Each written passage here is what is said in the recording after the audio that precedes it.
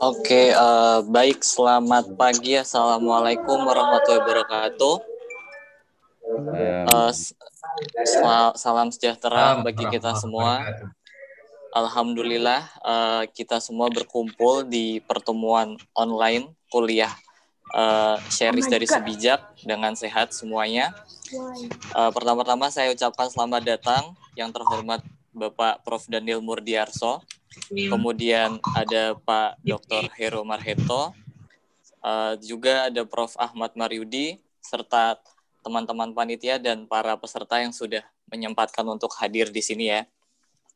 Jadi di hari ini kita melanjutkan lecture series dari yang pertama minggu lalu. Kita kedatangan dari Ditjen PPI dan juga dari BRG membahas mengenai bagaimana sih kontribusi sektor kehutanan dalam pencapaian NDC, kira-kira seperti itu. Jadi minggu lalu sudah dipaparkan langsung dari Pak Ditjen PPI, serta juga dari sektor gambut, dari BRG, begitu. Nah, minggu ini kita punya tema Contribution of Mangrove in Achieving Emission Reduction Target. Nah, ini menarik karena mungkin mangrove ini nampaknya jarang dibahas juga gitu ya, dan ternyata mungkin nanti kita bisa kaji seberapa potensialnya dan kira-kira tantangan dan opportunity-nya seperti apa, kira-kira seperti itu. Nah, hari ini kita kedatangan sama Prof. Daniel Murdiarso, seorang ahli, seorang yang sudah banyak sekali malang melintang tentang climate change mitigation juga. Beliau juga dulu pernah di IPCC seperti itu, nanti akan diperkenalkan lebih lanjut gitu ya. Sebelum kita mulai, saya hendak membacakan rule of the game, semacam ketentuan untuk pertemuan hari ini. Pertama nanti mengenai ketentuan nama, silakan teman-teman rekan-rekan bisa merubah namanya agar bisa dikenali lebih baik. Contohnya nama kemudian underscore dari instansi mana, kira-kira seperti itu. Kemudian selama presentasi peserta kami sarankan agar bisa mengaktifkan video agar bisa lebih interaktif begitu. Namun mohon untuk di-mute sehingga nanti bisa lebih fokus yang nanti pembicaranya untuk ketika pemaparan seperti itu. Kemudian untuk setting di layarnya silakan diklik nanti di pojok kanan atas, biasanya side by side mode, nanti pilihannya adalah speaker view. Jadi nanti terlihat di sisi kirinya adalah nanti share screen-nya, kemudian di kanannya adalah speakernya gitu. Kemudian nanti ketika sesi tanya jawab, sesi diskusi, rekan-rekan bisa langsung tanya lewat chat atau nanti bisa langsung raise hand nanti ketika moderator telah menunjuk saudara untuk bertanya, silakan langsung bertanya. Kemudian nanti biasanya ada link registrasi untuk sertifikat. Kita akan berikan di sesi Q&A, jadi sesi ketika tadi diskusi tersebut. Next mungkin. Nah, ini detail agenda untuk acara hari ini. Nanti akan tadi sudah dibuka gitu ya. Kemudian setelah ini nanti akan ada sedikit sambutan dari Prof. Ahmad Maryudi dari Pusat Kajian Sebijak, Pusat Kajian Kebijakan dan Sejarah Hutan. Kemudian nanti akan ada paparan dari Prof. Daniel, beserta nanti akan dimoderatori oleh Pak Hero. Kemudian diskusi, sesi tanya jawab secara terbuka begitu. Kemudian nanti akan ada penutupan. Kira-kira seperti itu garis besar acaranya. Nah, setelah ini saya persilahkan kepada Prof. Ahmad Maryudi untuk memberikan kata sambutan, juga menyambut teman-teman, rekan-rekan, serta para narasumber begitu. Kepada Prof. Maryudi saya persilahkan, monggo Prof. Baik, terima kasih Mas Dito atas waktu yang diberikan kepada saya. Ibu Bapak yang saya hormati, Assalamualaikum warahmatullahi wabarakatuh. Selamat pagi, salam sejahtera bagi kita semua, salam sehat selalu. Pagi ini kami dari Sebijak Institute sangat berbahagia dan mendapatkan kehormatan bisa rawuh di tengah-tengah kita Prof. Daniel Murdiarso untuk memberikan pencerahan bagi kita semua tentang satu isu yang sangat-sangat krusial bagi umat manusia saat ini, yaitu terkait dengan perubahan iklim. Jadi kami sampaikan selamat datang pada Prof. Daniel Mutiarso. Kami sampaikan terima kasih atas kesediaan beliau di tengah ini beliau masih berkenan menyempatkan untuk hadir di acara sebijak ini. Nanti akan diperkenalkan lebih lanjut dan saya pikir kita sudah tahu semua bahwa beliau merupakan salah satu ilmuwan yang sangat handal di Indonesia. Beliau memainkan peran yang sangat penting di dalam tim IPCC, Intergovernmental Panel on Climate Change, yang tahun 2007 mendapatkan Nobel Perdamaian kalau tidak salah seperti itu. Dan juga tahun ini kalau tidak salah beliau juga masuk dalam daftar top 2% scientist in the world. Ya, world top 2% scientist in the world ini saya pikir luar biasa. Saya pikir tidak banyak ilmuwan Indonesia yang mempunyai portofolio seperti beliau ini. Dan terima kasih kepada Pak Hero atas kesediaannya untuk bisa memandu dan memfasilitasi diskusi kita kali ini. Ibu Bapak dan rekan-rekan sekalian yang saya hormati, mungkin kami perlu menyampaikan bahwa tadi Mas Dito juga sudah menyampaikan bahwa Sebijak Institute ini merupakan pusat kajian sejarah dan kebijakan kehutanan. Ya, Sebijak merupakan singkatan dari sejarah dan kebijakan. Jadi kami mempunyai tagline good science and good policy. Jadi kami ingin mempunyai visi untuk menjadi salah satu riset excellence begitu ya di Indonesia. Dan juga tidak hanya itu, kami juga sangat ingin bahwa riset-riset yang ada ini bisa transfer, diadopsi dan diimplementasikan dalam konteks policy making di Indonesia maupun internasional. Terkait dengan lecture series ini perlu kami sampaikan juga bahwa Sebijak merencanakan akan mengadakan beberapa series begitu ya. Ada series yang terkait dengan climate change seperti pagi ini dan minggu yang lalu, series terkait legality, timber legality, series terkait dengan kawasan ekosistem esensial, ada juga series-series yang terkait dengan KPH. Dan kami dari Sebijak ini mendapatkan support yang luar biasa dari beberapa partner. Untuk yang series climate change ini kami mendapatkan dukungan dari Yayasan Konservasi Alam Indonesia, mungkin lebih terkenal dengan TNC Indonesia begitu. Dan kami juga untuk series-series lain juga mendapatkan support dari misalkan MFP 4, dari GIZ dan juga dari Calfor Project begitu. Jadi untuk kami masih mencari bentuk lecture seriesnya.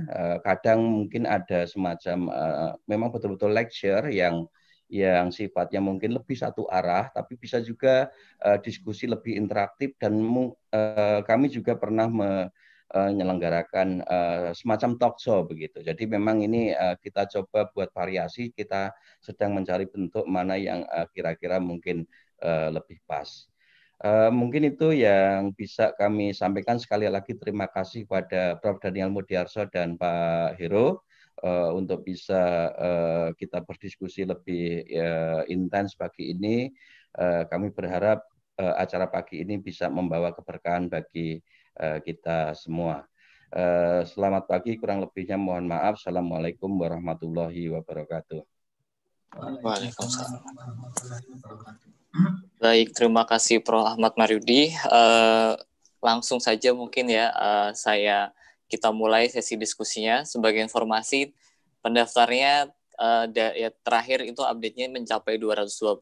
Nah, saya sampaikan juga yang untuk gabung di Zoom itu 100 peserta. Nah, sisanya unlimited, silakan nanti mungkin teman-temannya, rekan-rekan yang lain bisa bergabung lewat live stream di YouTube. Nah, live stream YouTube jadi juga bisa secara asinkronus diikuti, terutama bagi adik-adik mahasiswa, teman-teman mahasiswa di kelasnya Prof. Maryudi ini misalkan ada kelas sekarang bisa join nantilah lewat YouTube, karena ini pasti menurut saya tidak bisa, jangan sampai dilewatkan begitu. Jarang-jarang sekali Prof. Daniel ini ahlinya, expert di bidangnya, memberikan paparan yang sangat menarik terkait NDC ini.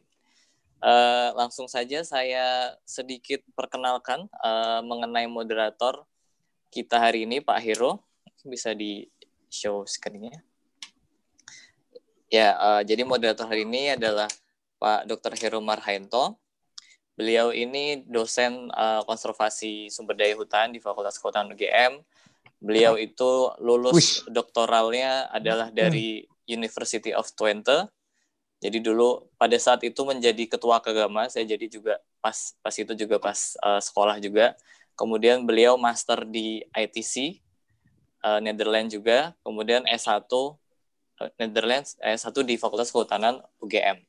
Saat ini beliau juga mengajar dan riset di bidang forest conservation, hidrologi, menggunakan modeling dan GIS sebagai tools-nya begitu.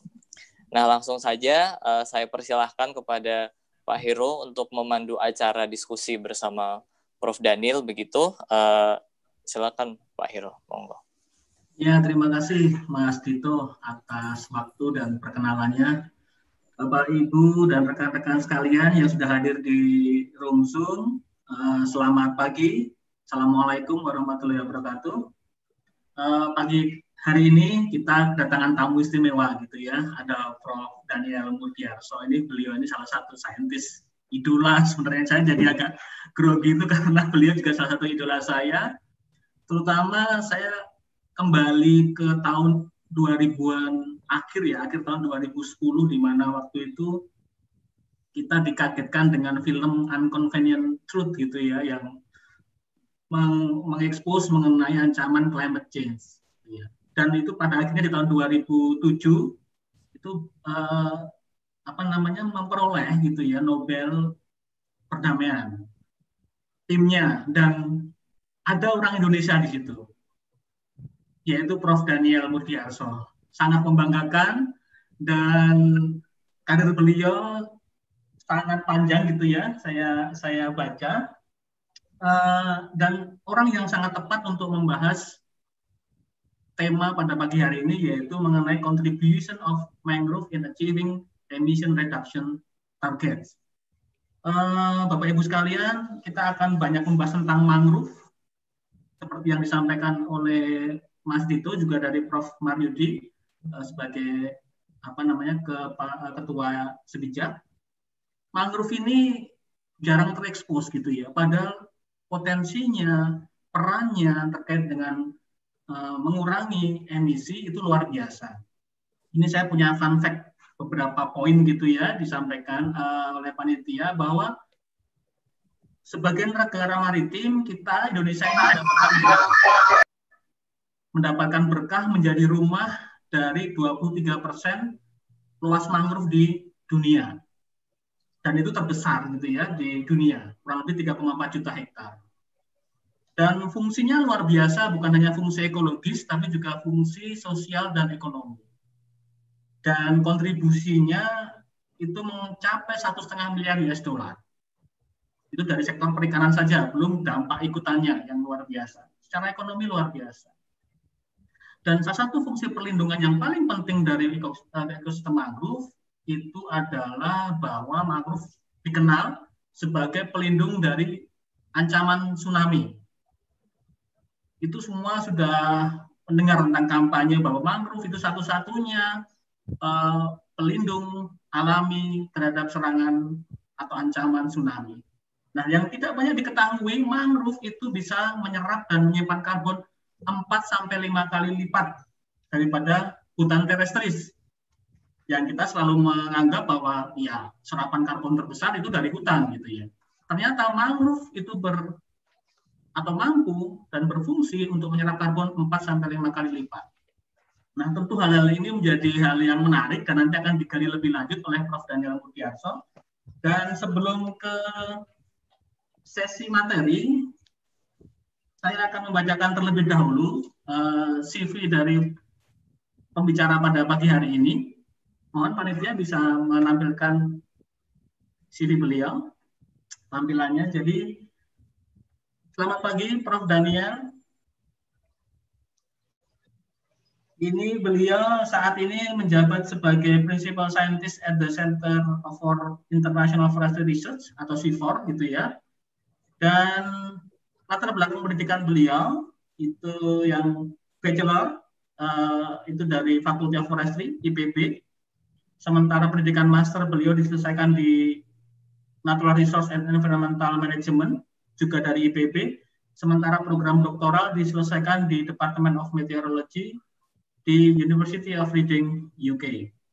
Dan pengalaman kerja beliau, track record, itu sangat panjang gitu ya, tidak akan saya bacakan semuanya. Yang pasti beliau banyak menjadi perwakilan negara kita, terutama dalam pembahasan-pembahasan terkait dengan lingkungan hidup dan perubahan iklim. Sangat panjang, termasuk menjadi penasihat World Bank, dan juga menyusun policy brief terutama tentang blue carbon dan sawit. Ini kan sedang isu yang sedang seksi begitu ya. Banyak dibicarakan di tingkat dunia. Dan award beliau ini yang perlu saya sampaikan bahwa beliau ya ini pada tahun 2007 itu tergabung dalam tim yang mendapatkan Nobel Perdamaian. Waktu itu menyusun pada laporan IPCC report yang keempat. Kemudian di tahun 2010 mendapatkan Ahmad Bakri Award, itu penghargaan prestisius di tingkat nasional. Kemudian di tahun 2018 beliau mendapatkan LIPI Sarwono Award and Sarwono Prawiro Harjo Memorial Lecture. Dan di tahun 2020 baru saja memperoleh Habibie Prize. Luar biasa sekali Prof. Daniel, dengan jadi satu kehormatan saya untuk mengundang Prof. Daniel untuk gabung di sini. Selamat pagi Prof. Daniel. Selamat pagi. Ya, oke. Terima kasih. Ya, Prof. Daniel, sesuai tema pada pagi hari ini, kita akan banyak bicara tentang mangrove, Prof. Mungkin Prof. Daniel bisa menyampaikan sekilas tentang kenapa mangrove itu penting. Dan nanti kita akan bahas menjadi dua sesi, Prof, sesuai pesan dari panitia. Yang pertama kita akan bahas tentang policy-nya dulu. Mungkin banyak tentang policy, why mangrove is important, kenapa negara kita perlu memperhatikan mangrove, apakah kebijakan yang ada sudah cukup mendukung itu. Nanti kita akan membahas itu dulu, Prof, sesi pertama. Untuk yang kedua, mungkin setelah kurang lebih diskusi 45 menit, kita lebih ke saintifiknya, Prof. Serapan karbonnya, bagaimana dia mempengaruhi siklus hara, siklus karbon di atmosfer, dan seterusnya.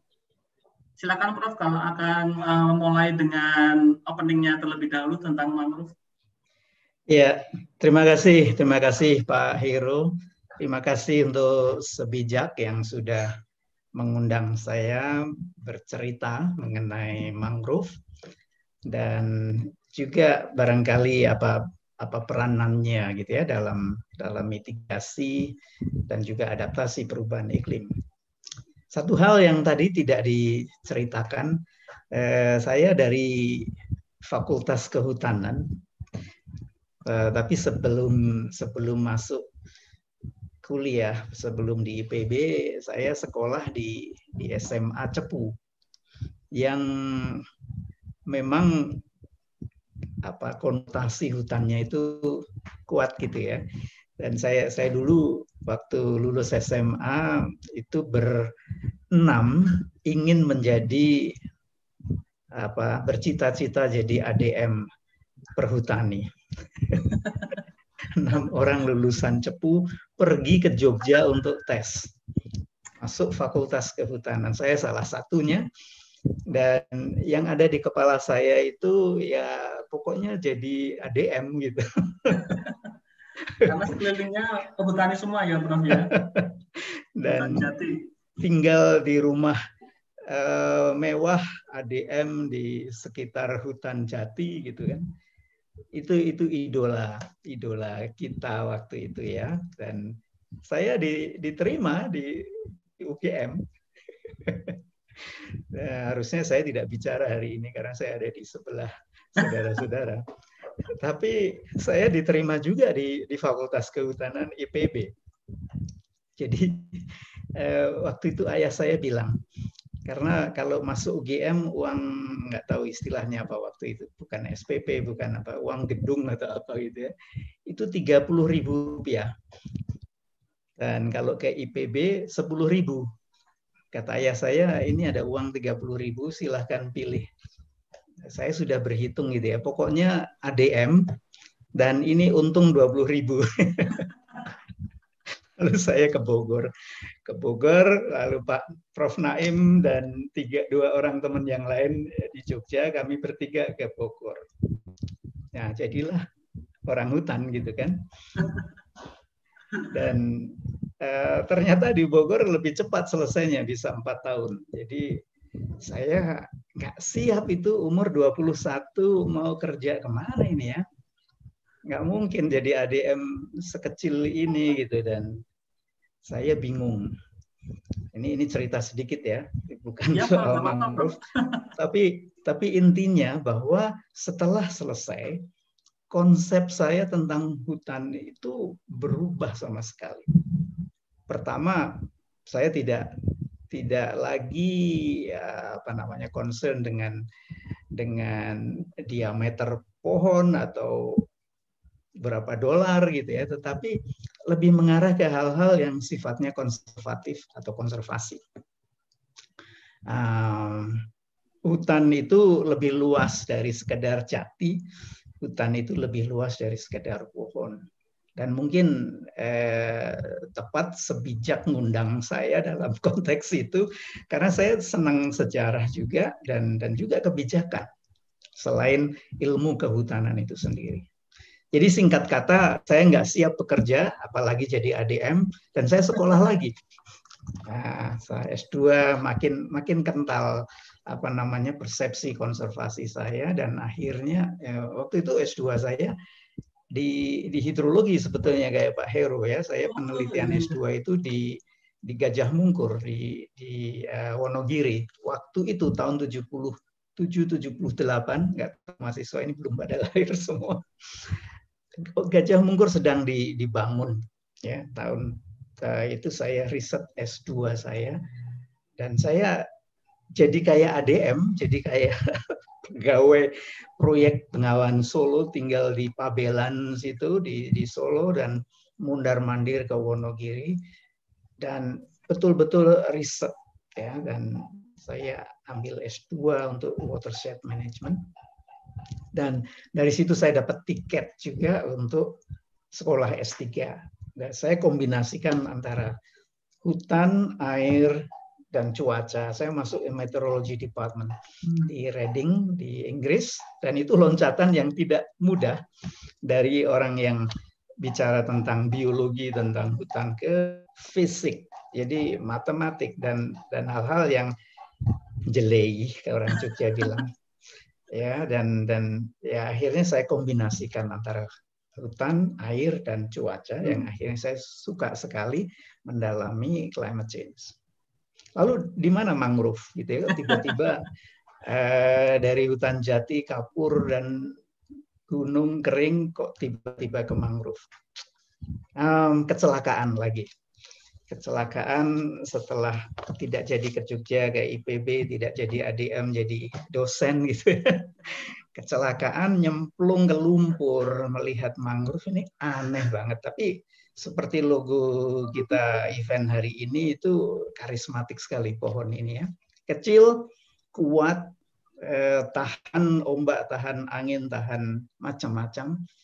Dan dia terancam sebetulnya. Ya, fungsinya banyak tapi terancam. Tidak ada yang memproteksi dari segi keberadaannya, itu marginalized. Mangrove yang jumlahnya tidak banyak dari segi luasan gitu ya, Indonesia hanya punya 3 juta hektar dibanding sekian puluh atau ratus juta hektar hutan daratan, terrestrial forest, mangrove itu hanya 3 juta. Tapi 3 juta itu seperti tadi Pak Heru sebut, 23% dari mangrove dunia. Tidak ada satu negara pun atau satu benua pun yang punya mangrove seluas itu. Jadi proporsinya besar sekali, sangat besar. Sehingga mangrove ini jadi spotlight, disorot dunia ya, menjadi penting. Tapi tidak banyak orang yang tertarik ya, karena nggak enak kerja di mangrove, itu banyak nyamuknya, bau dan segala macam, sulit kerja. Tidak seperti di hutan jati. Lagi-lagi hutan jati. Jadi saya suka, saya melihat ini tidak banyak ditangani orang, dan pada tahun 2008-2009 gitu saya dapat dana kecil untuk melihat mangrove ini, dan saya hire seorang postdoc dengan dana tidak terlalu besar. Postdocnya didanai, dari mereka ke lapangan sama saya dan dipublikasikan hasilnya. Nah, ini saya ingin garis bawahi ini ya, dalam forum ini publikasi itu penting untuk bukan hanya popularitas atau dapat indeks sitasi dan sebagainya, tetapi untuk mengangkat hal-hal yang krusial dan tidak dilihat orang. Ya, mangrove waktu itu tidak banyak yang melihat, dan sejak 2010-2011 kita publish di Nature. Ya, ini meledak betul. Dan kalau saudara-saudara lihat sitasi publikasi ini, bukan karena saya timnya, ya, tapi postdoc saya, mahasiswa saya, itu meledak, dan sejak itu 2011 penelitian tentang mangrove melejit ya, yang selama ini under research ya, dibanding kutub utara, kutub selatan itu mangrove jauh sekali jumlah risetnya, publikasinya. Nah, sekarang sudah banyak sekali. Lalu kegeraman saya mengenai marginalized ekosistem ini karena dia tidak punya anchor apa-apa. Ini dari segi kebijakan ya, Pak Heru tadi minta saya bicara kebijakan. Tidak punya tempat yang strategis untuk dia dilindungi. Padahal jumlahnya sedikit, fungsinya gede sekali, tapi terancam betul. Nah, satu-satunya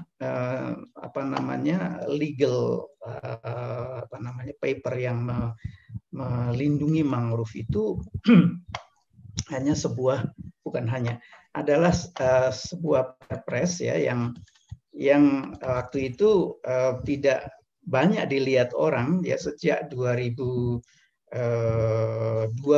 ketika perpres itu di announce 2012, perpres 73 itu tidak banyak disentuh ya, sehingga mangrove terus-menerus berkurang jumlahnya karena tidak ada proteksi yang kuat yang jelas ya. Dari tahun 1980-an sampai 2000-an itu 30 tahun itu deforestasi mangrove luar biasa ya. Penyebabnya jelas itu karena ekspansi aquaculture ya, tambak dan sebagainya. 52.000 hektar per tahun hilang hutan mangrove kita. Nah, apalagi ini akhir-akhir ini kan ada penyederhanaan kelembagaan dan sebagainya ya. Sementara mangrove ini tidak diproteksi oleh lembaga dan undang-undang yang jelas, selain satu perpres kecil ini dan Permenko perekonomian yang dicoba untuk mengangkat derajat perpres ini dibuat tahun 2017 ya. Jadi hanya 2 ini legal dokumen kita kalau sebijak ingin dalami lebih jauh. Dan sayangnya Presiden Jokowi yang cukup berat menghadapi corona ini menyederhanakan kelembagaan dan semua peraturan, dan salah satu dari 16 perpres dan kepres yang dilikuidasi adalah perpres tentang mangrove ya. Jadi perpres 82 tahun 20 yang baru lalu, karena virus itu berhasil menghapuskan Perpres tentang mangrove. Habis sudah, tidak ada lagi cantolan apa-apa. Ya, dari segi kebijakan, ekosistem yang sangat penting ini, sangat besar peranannya. Saya nggak punya waktu menjelaskan berapa besarnya dia ya. Nanti mungkin kalau diskusi barangkali itu muncul gitu ya. Billion US dollar kalau kita punya mangrove spending, ya, atau triliun bahkan ya kalau kita ekspansi ke dunia yang lain, itu mangrove punya peranan di situ. Nah, berita baik, ya, tidak semuanya jelek ini, dan saya senang mengatakan hari ini karena baru tadi malam saya mendengar bahwa ini perjuangan kita juga dengan teman-teman di CI, juga teman-teman di YKAN ini mungkin satu dan lain hal ikut mendorong kita, ya, banyak mahasiswa saya di sana juga mendorong pemerintah untuk mengganti atau mensubstitusi Perpres yang dihapuskan, dibatalkan tadi. Ya, tadi malam muncul berita bahwa dibentuk dengan keputusan Menteri Bappenas, Menteri PPN, Ketua Bappenas, itu tim koordinasi untuk pengelolaan lahan basah termasuk mangrove. Dan yang menarik, saudara-saudara, ini dikaitkan dengan SDG. Jadi usianya bisa 10 tahun sampai 2030, dan juga yang lebih praktis lagi dikaitkan dengan LCDI. Jadi pembangunan rendah karbon, yang dua-duanya itu dirempuh oleh Bappenas. Jadi Bappenas itu custodian SDG dan dia yang mengawal LCDI. Jadi kami langsung masuk ke sana ya bersama CI dan partner yang lain untuk membantu pemerintah menggantikan substitusi secara sengaja. Ya, bukan kebetulan, sengaja. Dan kita ingin mangrove diproteksi lagi secara hukum. Paling tidak ada mekanisme hukum yang atau platform baru untuk meneruskan apa yang sudah baik, ya, dan mencegah apa yang buruk terhadap mangrove. Jadi ini upaya kita, Mas Heru, untuk nasional dan untuk global, dan pemerintah sudah kan meratifikasi meratifikasi perjanjian Paris dengan undang-undang. Ini tinggi sekali levelnya, bukan Kepmen, bukan Perpres, tapi undang-undang. Jadi kita mengawal ini, di mana untuk menurunkan suhu atau mencegah peningkatan suhu lebih dari 1,5 derajat itu, mangrove punya peranan penting. Dan kami upayakan di sana bagaimana pemerintah mengimplementasikan itu, ya, sehingga ya kita mendorong pembentukan dokumen atau penyusunan dokumen yang terkait dengan NDC dan SDG itu memasukkan mangrove. Dan jauh sebelum itu kami sekelompok saintis, saya terlibat sebagai lead author untuk mendesain IPCC guideline khusus untuk wetland yang sama dengan judul dari Perpres Kepmen tadi, dari SK Menteri ini khusus untuk wetland, dan IPCC guideline ini kita buat untuk wetland termasuk mangrove. Dan mudah-mudahan ini bisa dipakai ya untuk meng-guide pemerintah memasukkan mangrove. Dan kami sudah juga melakukan ini secara langsung ketika Pak Ruanda yang kemarin bicara di forum ini meminta kami membantu menyusun FREL, Forest Reference Emission Level. Itu cara Indonesia bergabung dengan mekanisme REDD, ya, dan mangrove secara khusus dimasukkan. Jadi di forum yang baik ini saya ingin menyampaikan bahwa we bring mangrove back in the platform. Ya. Jadi nggak apa-apa itu Perpresnya dihapus, tapi di dalam implementasinya kita punya teman, punya network yang banyak sekali, dan makin tahu, makin paham peranan mangrove ini di dalam proses itu. Itu kalau boleh saya cerita sedikit mengenai platform policy, proses mekanismenya yang sudah kita coba pengaruhi ya. Mudah-mudahan ini membawa dampak yang baik ketika mangrove kurang mendapat perhatian. Sekarang sudah pada tempat yang terhormat dan ada legal standingnya yang kuat sehingga kita punya pintu masuk yang tepat untuk memasukkan mangrove.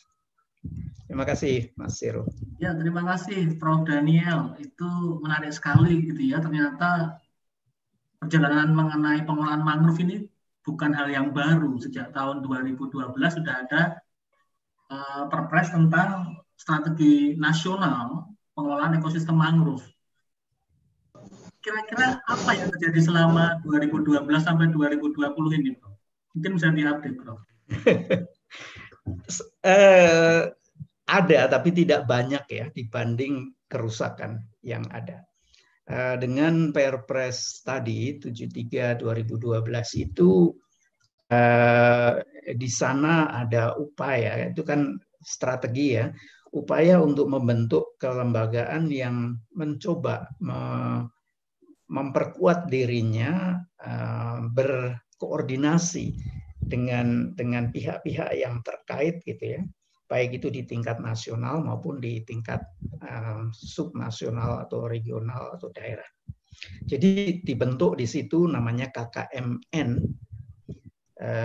kelompok kerja mangrove di tingkat nasional, dan KKMD di tingkat daerah.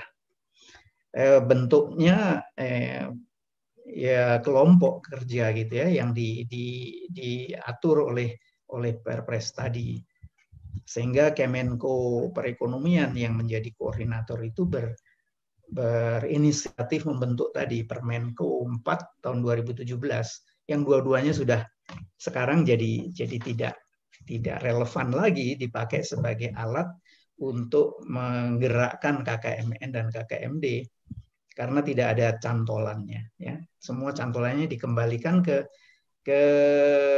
unit-unit semula ya. Jadi situ banyak sekali unitnya, baik itu Kemendagri, KKP maupun KLHK gitu ya, yang tidak terkoordinasi. Jadi kembali ke back to square one gitu, dikelola sendiri-sendiri sehingga nuansa koordinasinya jadi kurang.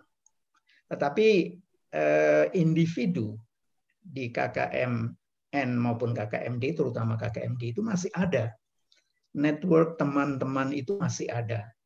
Sehingga dengan melihat itu ya yang tidak prevail kuat itu, kami melihat peluang untuk merengkuh lagi. Karena itu tadi saya cerita mengenai SK Menteri yang muncul tadi malam itu. Ini harapan banyak orang, karena di dalamnya itu ada kayak KKMN maupun KKMD itu di tingkat nasional yang judulnya itu ada 3. Yang satu memastikan ada program dan anggaran yang jelas untuk mengelola mangrove.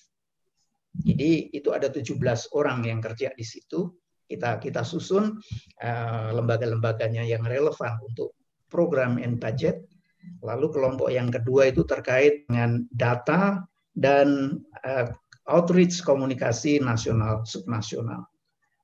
Jadi itu ada 24 orang. Dan yang terakhir ada 14 orang itu terkait dengan lupa saya judulnya, tapi lebih ke hal-hal yang sifatnya memastikan proses koordinasi itu berjalannya. Jadi ada tiga working group. Iya Prof, mungkin bisa tolong diupdate Prof, mungkin juga buat teman-teman juga yang hadir di room. Sebenarnya leading sektornya siapa sih Prof yang menurut Prof Daniel itu paling pas menangani mangrove? Apakah sekarang kan Menko gitu ya tatarannya? Iya, ya itu. Koordinasinya ini membuat sedikit kurang kejelasan leading sektornya yang bermasalah.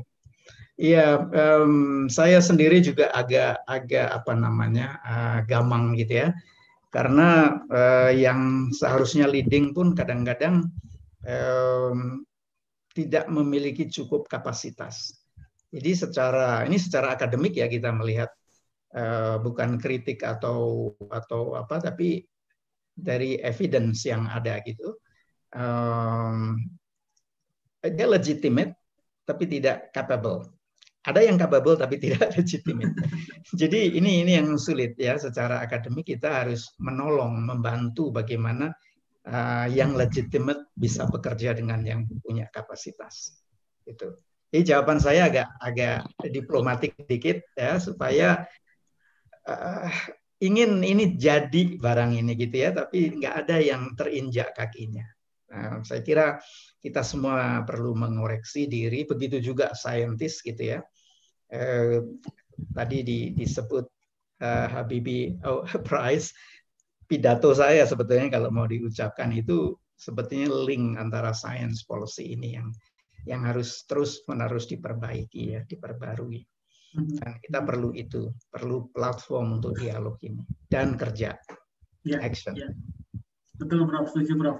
Mungkin sebelum saya lanjutkan diskusinya, saya mengundang teman-teman Bapak Ibu yang hadir di room untuk bisa memberikan pertanyaan kepada Prof. Daniel Murdiarso di kolom chat atau di kolom komen di YouTube. Silakan, nanti akan disampaikan oleh oleh panitia gitu ya, untuk disampaikan ke saya dan akan saya bantu menyampaikan. Silakan bisa ditulis di kolom chat, apapun pertanyaannya boleh. Prof. Daniel, ini saya lanjutkan, Prof. Kalau terkait kebijakan antara perhatian mangrove gitu ya, pada akhirnya kan itu daerah yang akan berperan penting. Gitu. Kalau terkait dengan tata ruang daerah, apakah sering terjadi benturan, Prof? Karena musuh utama mangrove itu kan kalau dilihat tambak gitu ya. Perikanan darat itu yang kemudian banyak konversi mangrove dan dianggap tidak produktif sehingga dirubah. Gimana pandangan Prof. Daniel? Ya, saya setuju itu Pak Heru. Karena itu di dalam SK Menteri itu kita antisipasi dengan working group tadi, terutama ketika kita bekerja dengan multi sektor, multiple stakeholder ini ya. Dari sisi pemerintahan itu KKP, KLHK, Kemendagri itu ada ya, untuk memastikan semangat yang dulu ada di Perpres 73 itu masih hidup dan linkage itu masih bisa diaktifasikan, sehingga kita paling tidak bisa berharap bahwa kapasitas di daerah yang sudah dibangun itu bisa dilanjutkan dan dipertajam gitu. Dan kami senang karena host dari legal document ini adalah Bappenas yang tadi saya sebut mengkaitkan ya, dalam rangka LCDI itu kan di RPJMN jelas itu nanti. Nah, jadi daerah bisa diingatkan oleh Bappenas, oleh Kemenku, anggarannya itu ya bisa diarahkan ke sana. Dan working group yang tadi membicarakan linkage antara pusat daerah itu yang akan bekerja membantu mengingatkan itu. Jadi nanti working group tidak kerja sendiri-sendiri di level Bappenas itu, tapi seperti total football gitu bareng gitu ya, soal anggarannya diingatkan, soal datanya yang benar, ini science penting di situ, database dan sebagainya itu juga, sehingga mudah-mudahan di level daerah sambil menguatkan kapasitasnya juga mengimplementasikan pada sasaran yang tepat. Nah, kemarin ini kita mendengar ada Kemenko Maritim menerima loan sebesar $400 juta untuk mangrove. Wah, ini bagaimana ini? Nah, mudah-mudahan mekanisme tadi ya bisa menolong, membantu ya untuk secara kritis dan positif mendukung itu. Ini loan bukan grant. Ya, sehingga mudah-mudahan platform ini dilihat gitu ya, dan kita juga mendekatkan diri outreach ke sana. Tadi malam begitu SK Menteri itu di launch, tadi pagi saya ditelepon beberapa teman di Bappenas, tolong bantu kami ya gitu-gitu. Ya udah, ini sudah nyemplung kita ke lumpur ini. Kita jalan terus, ya terutama mengawal. Ya, terima kasih Prof. Daniel. Ini saya ke kolom chat dulu, Prof. Ada yang bertanya dari Anissa Noyara Rahmasari. Langsung saya bacakan saja. Halo Prof. Daniel, saya ingin menanyakan tentang kontribusi praktek aquaculture yang memakai low external input. Karena sepertinya sekarang banyak proyek ini yang mengusung pendekatan tersebut supaya lebih sustainable. Nah, ini apakah hal tersebut bisa secara signifikan mengurangi degradasi ekosistem mangrove? Ini pertanyaan ini tepatnya nanti di teknis ya, yang di science. Tapi intinya ya harusnya bisa lebih baik gitu ya. Nanti saya akan lebih lanjut ya, Prof ya. Ya, jadi itu juga yang working group ingin coba pastikan bahwa informasi itu data itu dibuka gitu ya, transparan, di mana kesalahan kita dan di mana kita bisa berbuat lebih baik, khususnya dalam kaitannya dengan degradasi dan juga restorasi. Oke, Prof. Daniel, terima kasih. Ini karena pertanyaannya memang banyak yang langsung ke sains gitu ya. Oke. Tapi mungkin terkait dengan kebijakan, saya masih melihat beberapa gap gitu ya, Prof. ya, terkait dengan antara kebijakan yang ada dengan pelaksanaan teknis di lapangan gitu. Sekarang ini kebijakan dari KLHK saya kira baru pokoknya menanam terus begitu. Menurut Prof. Daniel, apakah menanam ini krusial atau ada hal lain yang sebenarnya perlu lebih diperhatikan terkait dengan mangrove ini? Ya.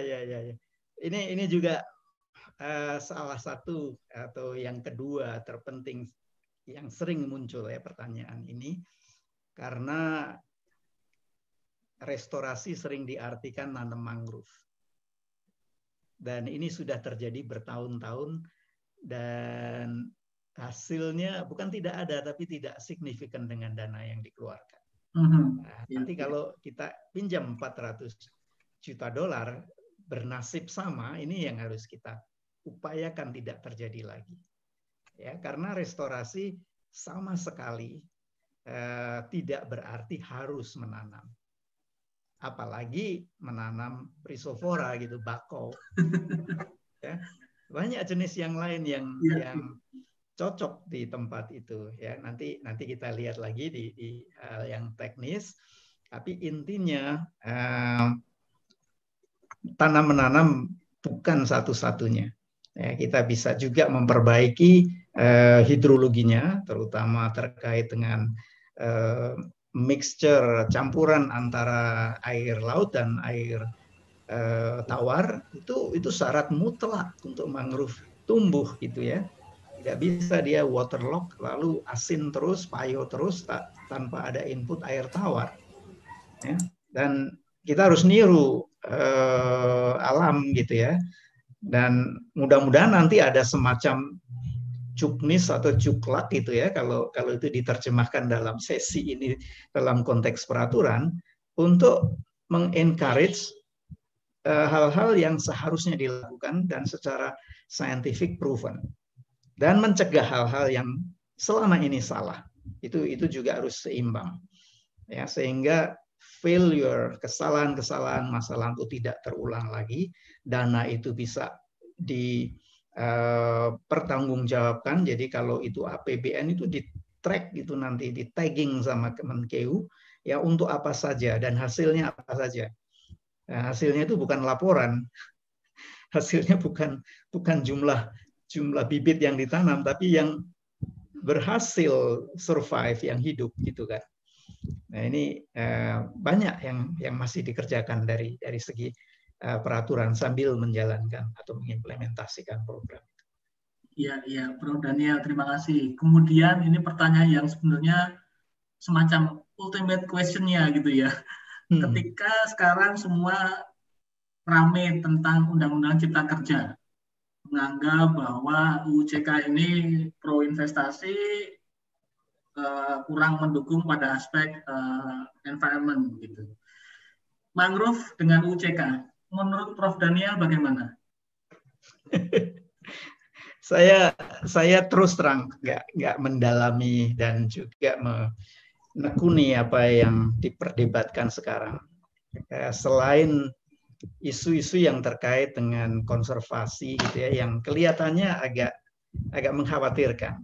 Tapi sekali lagi saya nggak melihat secara detail, jadi mungkin tidak pada posisi berkomentar gitu ya. Tetapi kalau nanti ada yang bisa dievaluasi dalam kaitannya dengan apa yang paling tidak kelompok yang sudah ada itu bisa rekam gitu ya. Barangkali di sana baru muncul apa seharusnya. Tapi dalam konteks antisipasi dan analisis itu saya mohon maaf tidak mendalaminya UCK ini. Oke, Prof. Daniel. Ini mungkin pertanyaan terakhir untuk sesi policy ya, Prof ya. Ini pertanyaan terakhir tapi dari saya, karena kalau lihat di kolom chat lebih banyak terkait mungkin sains gitu ya. Kalau 400 juta US dollar loan itu saya pasrahkan ke Prof. Daniel untuk memikirkan penggunaannya untuk apa aja gitu. Tidak usah diskusi dengan orang-orang lain deh, nggak usah diskusi dengan pihak lain. Prof. Daniel, 400 juta US dollar loan untuk mangrove, apa yang akan dilakukan? 3, Prof. Saya akan bilang ke Pak Heru, boleh nggak saya diskusi dengan orang lain? Karena di situ kuncinya. Ya. Okay. Engagement, ya, participatory itu emas, ya, tidak bisa ditinggalkan. Ini proyek saya kekepin sendiri, jangan terulang lagi. Ya. Orang harus tahu, harus transparan. Mudah-mudahan UCK mendorong itu, gitu ya. Iya. Terima kasih, Prof. Daniel. Saya kira ini menutup sesi yang pertama terkait dengan policy. Jangan khawatir, yang sudah banyak bertanya di kolom chat, nanti akan coba satu persatu saya sampaikan ke Prof. Daniel. Tapi di sesi yang kedua, Prof. Daniel, silakan untuk mungkin ada pengantar terkait dengan science behind the mangrove gitu, Prof. Ya, jadi tadi sudah sedikit disinggung mengenai potensi ya. Potensi ini sesuatu yang harus mobilize ya, supaya tidak hanya potensi tapi jadi real values, real service gitu ya, yang bisa diberikan oleh mangrove. Dan apa yang kita punya ini potensinya besar sekali, dan satu langkah lagi untuk memobilize potensi itu tadi sudah kita bicarakan peraturan ya, atau istilah umumnya payung hukum gitu ya. Tapi untuk melakukan itu kan mesti derapnya bareng gitu ya. Jadi kalau kita lihat apa pendorong kita untuk menggunakan aturan yang ada tadi, ini sekedar apa namanya interface antara science dan policy. Pemerintah itu sudah bertekad di dalam NDC-nya, Nationally Determined Contribution, yang tadi saya sebut di sini. Ini ada SDG dan NDC, itu mau menurunkan emisi dari sektor lahan ya, dan sektor lahan itu termasuk mangrove. Forestry sector ini kontribusinya di tahun 2010 itu dicatat sekitar 647 juta ton per tahun ya, dari 1.334 juta ton atau 1,3 miliar ton. Jadi lebih dari 60% itu kontribusi sektor lahan. Ini catatan dari sekian tahun sebelumnya. Ya, tahun baseline kita itu tahun 2010. Land sektor mengkontribusikan sekitar 60%, dan di dalam land sektor itu ada mangrove. Ya, kalau kita bicara spesifik hari ini. Lalu targetnya Makanya saya tadi mengemasnya dalam rangka NDC dan SDG. 2030 kita akan turunkan sampai dengan 29% atau 41%. Tapi business as usual scenario-nya itu land sektor meskipun tidak dominan, ya tinggal saya nggak tahu 20 atau 15% dari total emisi Indonesia yang nanti akan didominasi oleh sektor energi. Nah, ini pengambil kebijakan juga harus waspada ini ya dengan batu bara dan sebagainya itu tahun 2030 emisi kita itu akan double ya, dari 1,3 jadi 2,8. Nah, ini kalau bisnis kita as usual.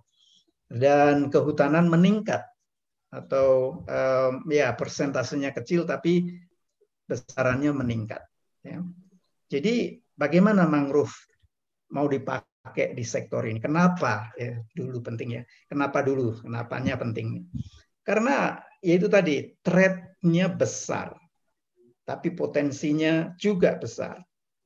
Kalau di IPCC guideline yang tadi saya ceritakan dibuat tahun 2013 itu khusus untuk mangrove dan gambut, itu kita punya angka-angka yang istilahnya itu default ya. Hanya 92 ton. Hanya 0,29 ton itu di pohonnya. Lalu di bawah pohonnya ada 0,29. Lalu di tanahnya hanya ada 470. Nah, ini nilai yang disarankan oleh IPCC. Angka itu kecil sekali. Ya, ini namanya default value tier 1. Nah, kami nggak puas dengan angka ini. Ya. Mahasiswa, kemudian postdoc kita kerahkan untuk nyari angka-angka itu seluruh Indonesia. Jadi kita kerja keras, ada sekitar 39 lokasi dan ratusan plot, ribuan bahkan ya. Kita dapatkan angka yang sahih, yang tiernya lebih tinggi dan khusus untuk Indonesia. Nah, kenapa itu kita lakukan? Karena dengan angka yang rendah tadi, kalau kita pakai default value, kita nggak dapat gain ya atau benefit yang besar. Indonesia harus berani menggunakan angkanya sendiri dan itu dibolehkan. Nah, dan itu akan di-assess, diverifikasi oleh tim yang independen. Nah, karena itu kita tawarkan. Nah, di sini science masuk ya. Kita gunakan metodologi yang benar, kita gunakan jumlah sampel yang memadai, jauh lebih baik dari yang disyaratkan oleh IPCC, dan itu diadopsi secara nasional. Ini yang kita sedang kerja keras bersama KLHK di Jen PPI untuk kita bisa goalkan nilai-nilai kita sendiri ya supaya benefit kita besar karena potensinya besar sekali. Ya, jadi kalau tadi ada pertanyaan yang sudah muncul di sesi kebijakan, kenapa itu potensinya besar dan kenapa aquaculture menjadi ancaman? Nah ini yang tadi saya ceritakan mahasiswa atau postdoc saya yang tahun 2008 sampai 2010 kita kerja di lapangan, tidak banyak yang dilakukan tapi sangat-sangat mendasar. Kita publish di Nature, ini menunjukkan ya bahwa ini bombastis sekali, tapi ada buktinya gitu ya, bukan bluffing, tapi ada buktinya bahwa mangrove punya kapasitas, punya potensi yang 3 sampai 4 kali lipat lebih besar dibanding hutan terestrial, upland forest ya. Jadi kita menjumpai di banyak tempat itu lebih dari 1.000 ton per hektar karbonnya. Di Jambi, di Kalteng, di tengah-tengahnya heart of Borneo, hutan yang masih intact sekalipun, itu tidak lebih dari 300-350 ton. Ya, ini angka-angka ini saya ambil dari Sumatera, semua yang masih intact. 380 paling besar, ada yang 320. Jadi Kalau kita punya mangrove yang terproteksi, terrestorasi, ini alangkah besarnya gitu ya. Belum lagi dari segi maaf, ini ada animasi yang tidak muncul. Ini saya tunjukkan sekarang. Itu bisa menjadi semacam tabungan ya. Dia selain standing dan nyimpan, dia terus-terus menyerap dan replenish. Ini kemampuan menimbun karbonnya itu 20 kali lebih besar dari hutan daratan. Ya, jadi stoknya sudah besar dan kemampuan mengakumulasikan jauh lebih besar lagi. Tapi ancamannya yang tadi disebut salah satunya adalah aquaculture itu nggak main-main. Ya. Kalau karena itu kebijakan tetap penting di sini meskipun saintis kerja gitu ya, untuk memastikan bahwa kebijakan itu inline dengan data yang kita punya gitu ya. Kalau cara membuat tambak itu seperti sekarang ya, lihat ini ya, 80% dari 1000 sekian itu ada di dalam tanah dan bisa sampai 3 meter. Kalau membuat tambak itu diaduk-aduk, ya, diekskavasi, maka dia akan diemisikan dan itu mengancam stok yang besar itu.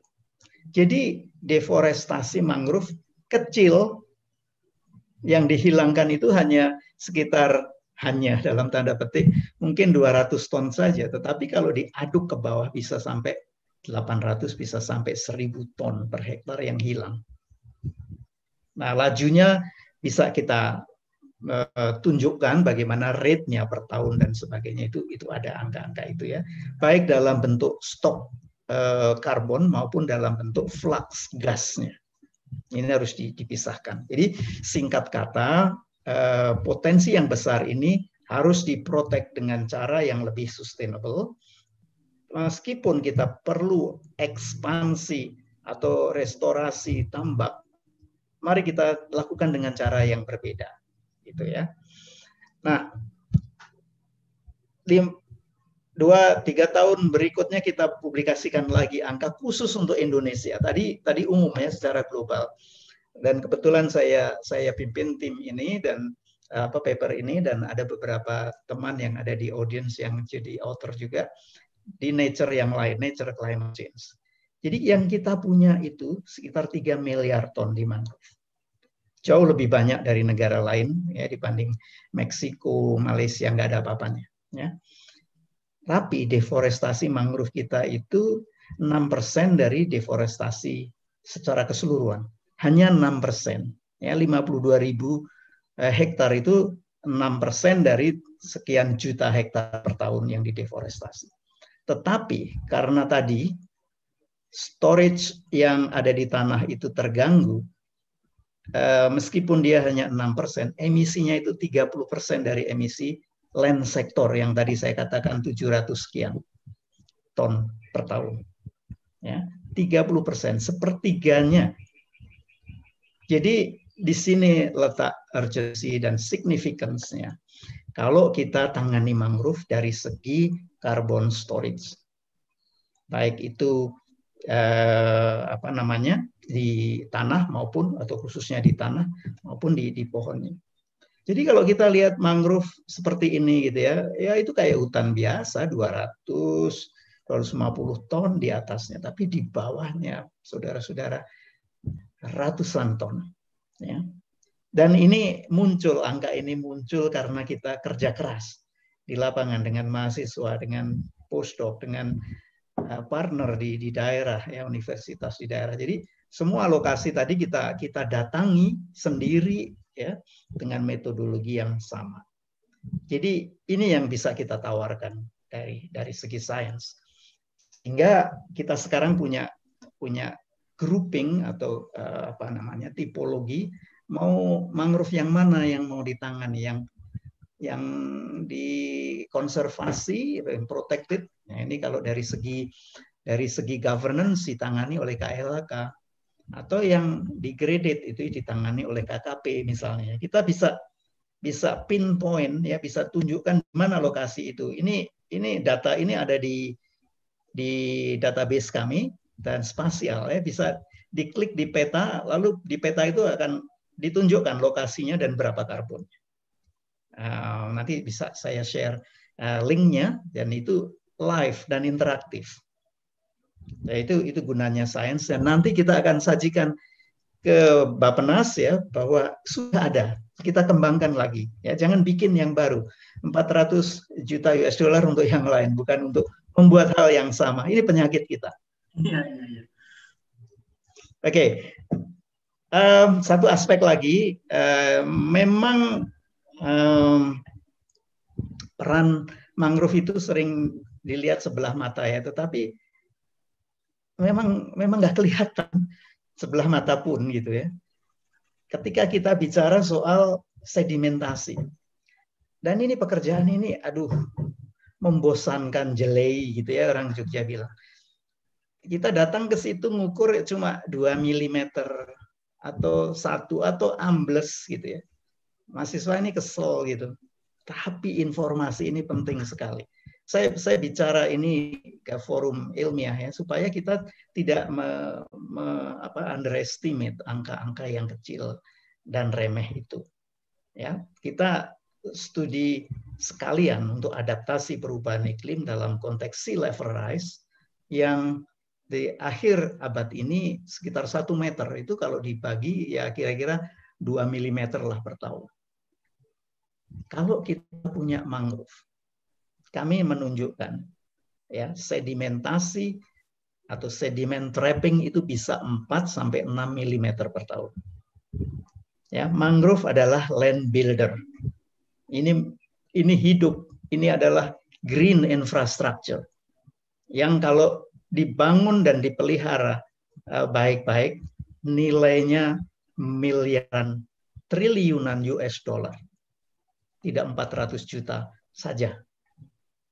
Ya, jadi ini yang mungkin perlu disuarakan dan dibuktikan dengan angka ke pengambil kebijakan, betapa pentingnya menjaga mangrove yang sedikit itu, hanya 3 juta ya, dan juga merestorasi yang rusak, membantu nelayan atau petambak dengan cara yang lebih baik. Ya, jadi ini menjanjikan ya, ini potensi yang harus dimobilisasi. Matur nuwun. Terima kasih Prof. Daniel. Ini timnya Prof yang belusukan ya. Ya, belusukan ke mangrove itu memang, waduh, itu luar biasa itu. Kita bisa tenggelam sampai ke dada itu. Bukan tenggelam, ambles. Ambles gitu. Ya, kalau sudah di pinggang sulit keluarnya. Ya, nggak diangkat. Sangat tidak mahasiswa saya dari Undip, dari USU, ya, dari UGM belum ini. Ya, terima kasih Prof. Daniel. Ini banyak sekali yang bertanya di kolom chat. Tapi ada beberapa pertanyaan yang kurang lebih mirip lah ya. Itu jadi saya jadikan satu saja. Yang pertama tadi ada Era, ada Pak Hadi Prayitno, juga Mas Dwi Handoko dari Bedas Musi, dan seterusnya, yang kebanyakan menyampaikan mengenai pemanfaatan ekosistem mangrove, Prof. Karena pada kenyataannya masyarakat itu mendapatkan benefit secara ekonomi, begitu. Misalnya dengan membangun tambak, memanfaatkan kayunya untuk arang, dan seterusnya. Kalau menurut Prof. Daniel, bagaimana ini mencari titik temunya, atau ya ditunggu Prof ini gimana Prof? Dengan hal ini? Ya, itu tadi yang saya bilang dengan multi pihak ya, multi stakeholder. Jadi orang punya tujuan yang beda-beda, itu kenyataan. Kita tidak boleh tadi uangnya disembunyikan lalu kerja sendiri. Ya, di lapangan tidak begitu kenyataannya. Jadi kita harus konsultasi dengan Pemda, dengan nelayan, dengan ya petinggi daerah dan sebagainya, supaya jelas persoalannya. Ya, kalau arahnya tidak baik, kita coba belokkan ke arah yang lebih baik. Kalau arahnya sudah baik, kita perkuat supaya makin baik. Ya, sehingga di satu pihak pembatalan Perpres 73 tahun 2012, saya sampai hafal nomornya ini karena itu menghilangkan kesempatan koordinasi. Ya, tidak bisa KKP saja, tidak bisa KLHK saja, tidak bisa gubernur atau bupati saja. Ya, karena permasalahannya cukup kompleks, ya. Bahkan kadang-kadang lokasinya juga abu-abu gitu ya. Ini punya siapa ya? Akhirnya governance-nya salah. Jadi mudah-mudahan dengan SK Menteri PPN Kepala Bappenas itu engagement partisipatori itu bisa hidup lagi dan makin baik gitu ya. Apalagi ada vitamin-vitamin lain gitu ya, kayak Green Climate Fund, kayak RED di daerah, kemudian loan gitu ya, yang harus dijaga karena ini yang bayar cucu kita ini, cucu saya ini nanti. Ya, terima kasih Prof. Daniel informasinya. Ya, memang terkait dengan sosial ekonomi masyarakat ini yang perlu solusi yang Prof ya, lebih akomodatif, kemudian kita ajak masyarakat terlibat dalam pengelolaan mangrove. Ya, komprehensif. Dari panitia ada mau ditampilkan mungkin daftar pertanyaannya supaya jadi lebih mudah di recall.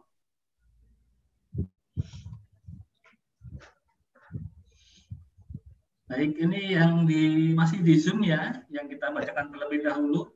Ini dari Pak Haidar Daulay. Ini terkait dengan kebijakan, Prof. Agak maju lagi ke sesi yang pertama. Kalau menurut Prof. Daniel, ada tidak sih kebijakan yang kira-kira menghambat gitu ya, tanda kutip gitu, untuk terkait dengan pengelolaan ekosistem mangrove? Ya, ini pemisahan atau divisi atau apa istilah yang tepat,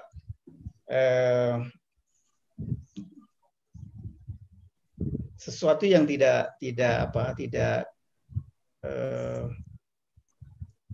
blended gitu antara KKP dan KLHK ini memang masalah dikotomi itu yang mau saya cari. Dikotomi ini yang terus berlanjut ya, dan selalu ditanyakan kayak Pak Haidar ini ya.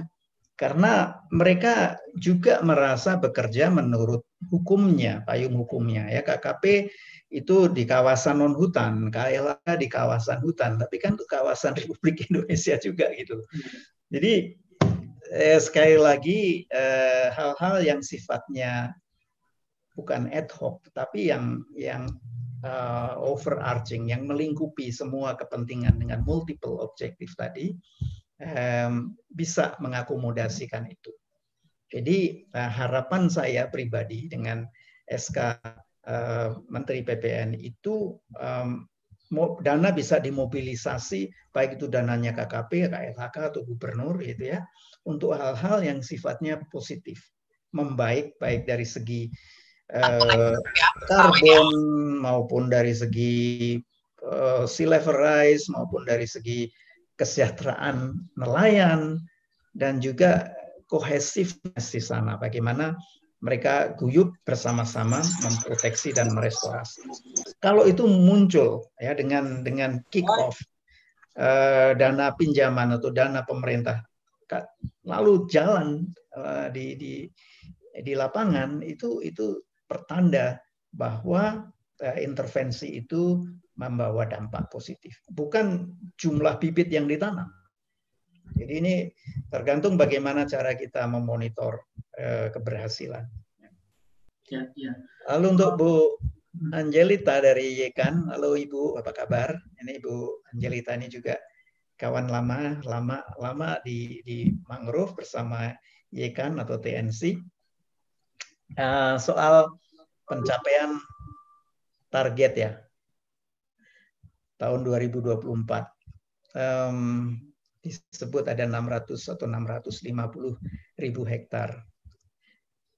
Saya kemarin iseng-iseng lihat di mana ya 600 itu ada atau tidak. dalam arti kalau ada statusnya seperti apa. Ya. Ada orang yang merespon, ya bahkan KLHK sendiri itu mencapai belasan ribu hektar saja sulit sekali. Ya, jadi angka-angka ini baik untuk memberi bayangan bahwa kita harus mencapai high value gitu ya, high target. Tetapi tidak sederhana. Ya, mencari 600 ini, lalu posisinya seperti apa, ownership-nya, tenurial sistemnya, dan apa yang ada di lapangan ini perlu kerja keras.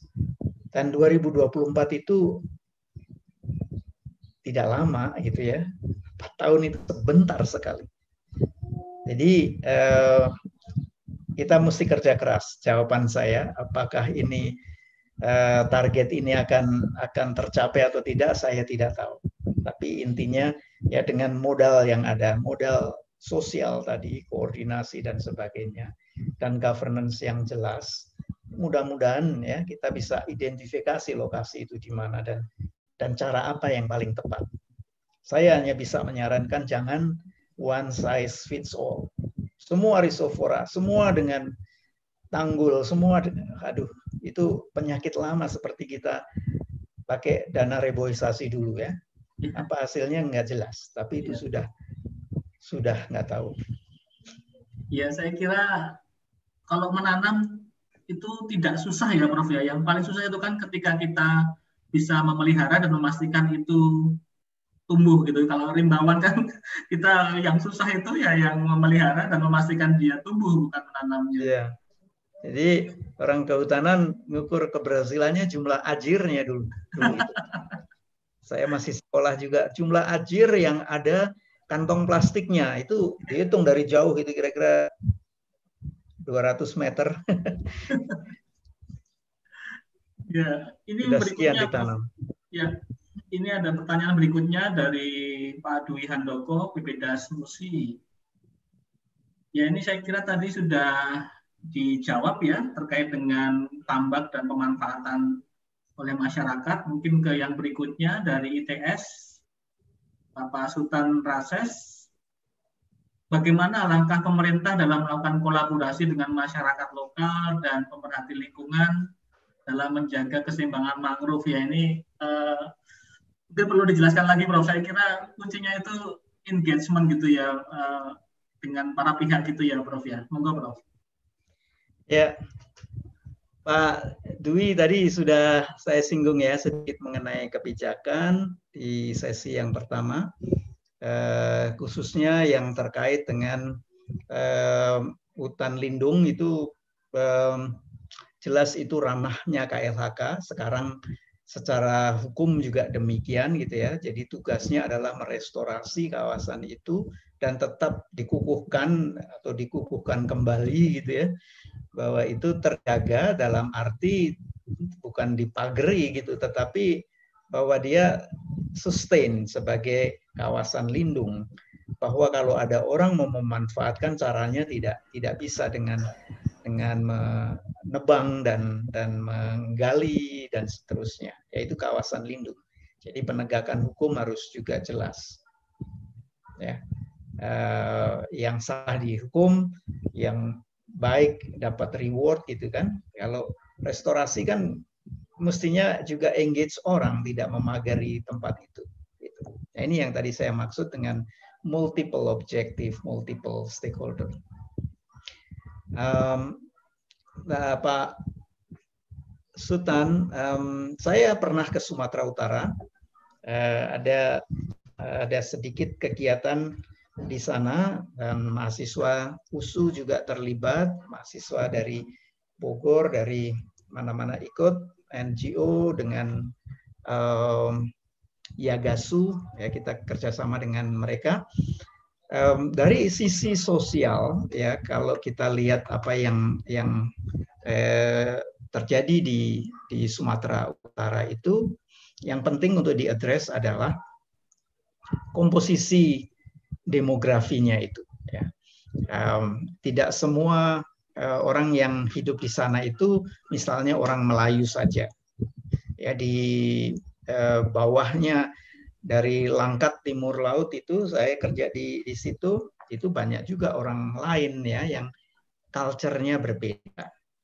Ya. Ke bawah lagi sampai Riau dan Jambi itu banyak orang Bugis ya. Sehingga kita tidak serta-merta, ini khususnya pemerintah daerah yang melihat masyarakat itu ya satu box saja gitu masyarakat, tetapi dinamikanya harus dicermati. Saya bukan orang ilmu sosial, tetapi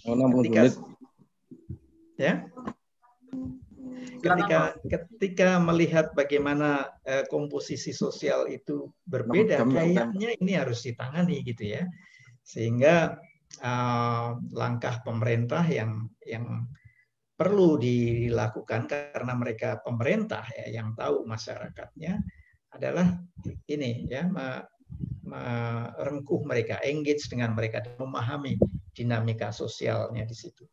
Satu hal yang menarik di situ adalah livelihood yang terkait dengan kepiting ya, misalnya kepiting di situ harganya sampai 70.000 per kilonya kalau dibawa ke Medan. Ya, orang bisa tangkap 5 kilo per orang sehari, dan itu banyak yang menangkap. Dan kalau tidak ada mangrove, kepiting tidak bisa survive. Ya, ini harus dijaga. Jadi sambil mengingatkan bahwa kalau mau hidup, kalau mau tergantung kepiting, jaga mangrove-nya. Ya, dan bicara itu ke satu kelompok dengan kelompok yang lain berbeda. Oh enggak, saya perlu kayunya untuk arang.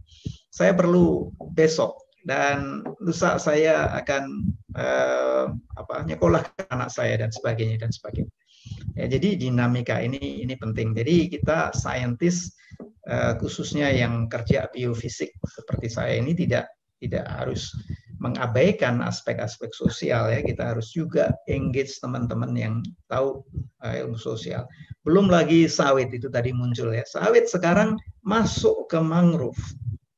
Dan ini saya bikin videonya bagaimana encroachment sawit itu di Langkat Timur Laut ya, dan sampai ke atas Pulau 9, Pulau dekat-dekat Jaring Halus ya di Kabupaten Langkat.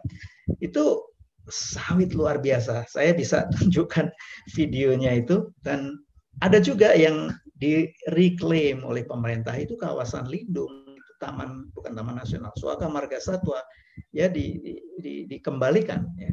Tapi sekali lagi restorasinya mesti memperhatikan kaidah-kaidah ilmiah juga. Tidak bisa hanya dibuang sawitnya karena di-reclaim lalu ditanami mangrove. Hidrologinya sudah berubah. Ya, ketika dijadikan sawit itu di-drain semuanya dan fresh water semua, mangrove nggak bisa di situ. Perlu air laut juga. Ya, jadi tidak bisa hanya tanam mangrove, apalagi hanya rhizophyra yang belum tentu cocok di situ.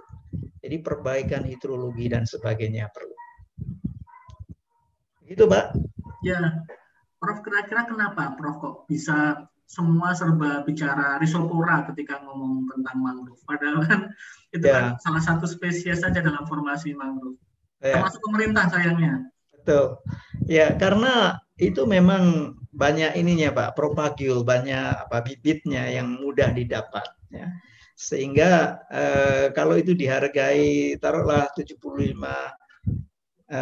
rupiah per batang atau per seedling gitu, wah cepat sekali tuh orang nyarinya. Tapi nyari Avicennia, nyari Soneraceae susah. Ya. Padahal itu penting untuk mudflat ya, daerah lumpur itu Avicennia. Bahkan kalau ada induknya dia kolonisasi sendiri di mudflat itu. Tidak harus ditanam. Kadang-kadang dia sudah spread sendiri, tapi yaitu karena culture-nya restorasi adalah menanam, maka yang dicari adalah tanaman yang mudah didapat, seedlingnya mudah, dan itu signifikan sekali, karismatik itu kan, ditanam cap lalu disorot TV dan sebagainya. Kalau visinya nggak kelihatan, itu kecil. Ya, terima kasih Prof. Daniel atas responnya. Ini ada pertanyaan dari Pak Hadi Prayetno dari Unpad Pajajaran. Yang pertama, ya terkait dengan aktivitas, masih seperti yang tadi terkait dengan arang bakau. Ini bagaimana cari jalan tengahnya, karena arang bakau juga tulang punggung ekonomi, sekaligus juga ada devisa yang masuk. Kemudian yang kedua, harmonisasi antara perlindungan mangrove dengan pemanfaatan tadi itu. Dan sawit, ya sudah sebagian besar sudah dibahas oleh Prof. Daniel sebetulnya.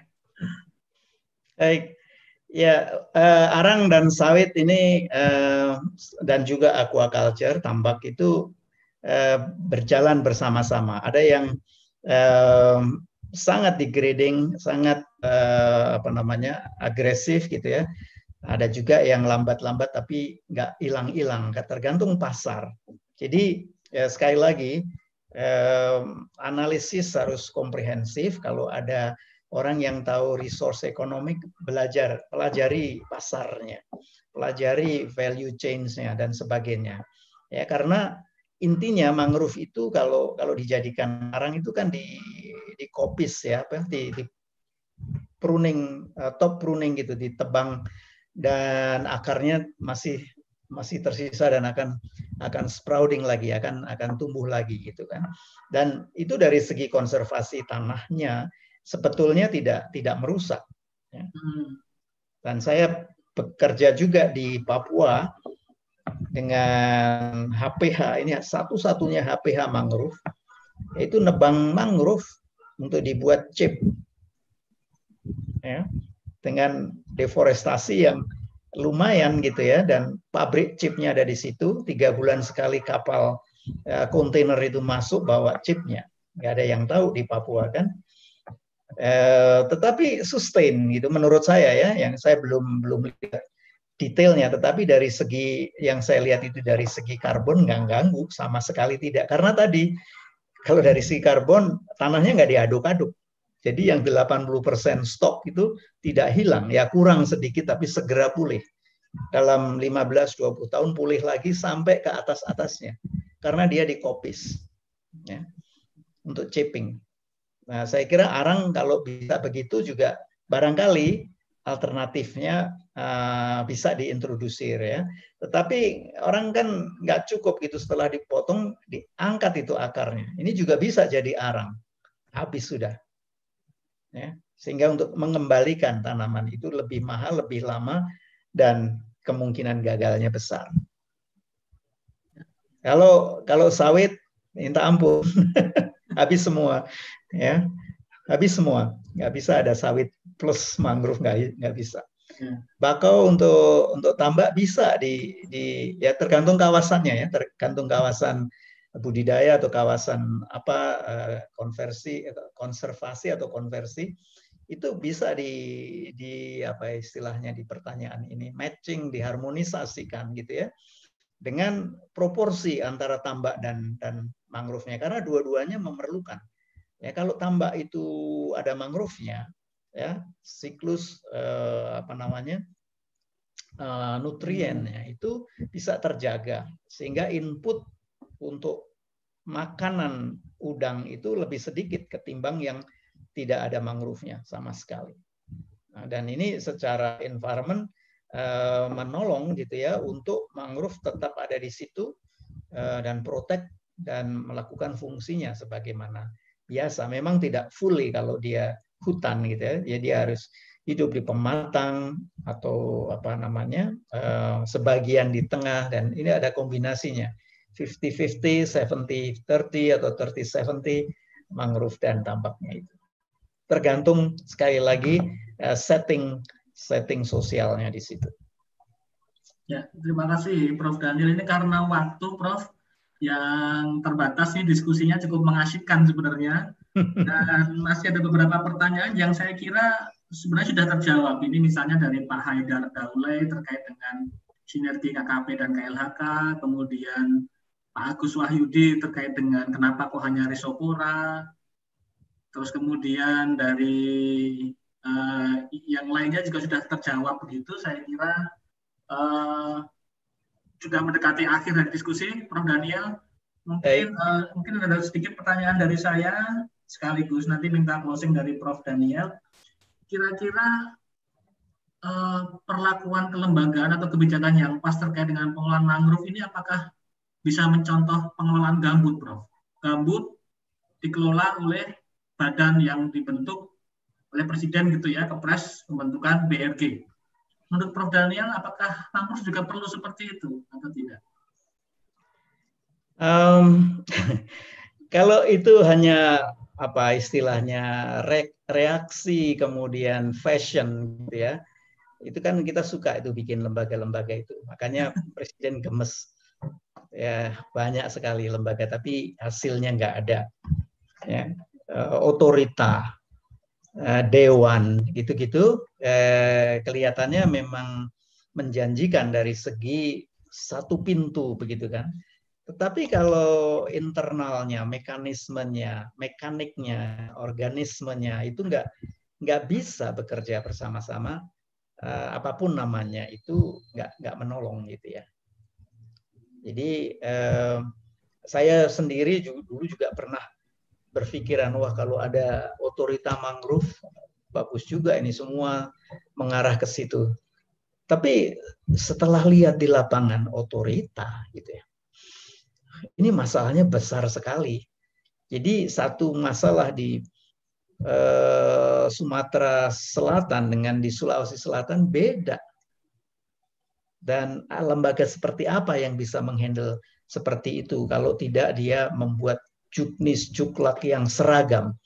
Ya, padahal cara penanganannya tidak seragam. Rusaknya saja beda-beda caranya. Ya, apalagi cara memperbaikinya. Jadi yang penting adalah itu tadi, mekanismenya jalan dan masalahnya diidentifikasi dengan tepat sehingga solusinya juga relevan. Tidak semua cara untuk solusi itu cocok untuk semua tempat. Ya. Oke, terima kasih Prof. Daniel. Ini saya tanya dulu ke panitia mengenai waktu. Bagaimana Mas Dito untuk waktunya? Kita mungkin maksimal 2 jam, Pak. Ini masih setengah 12. Mungkin mau nambah 15 menit lagi masih boleh kok, Pak. Masih ada waktu, Prof. Ini saya dapat ditor karena sampai 11.35. Oh, iya. Oke, ada pertanyaan nih dari YouTube. Ternyata kita kurang adil, Prof. Daniel. Tadi yang dibacakan hanya dari Zoom. Ternyata yang di kanal YouTube juga ada yang ingin bertanya di kolom komen.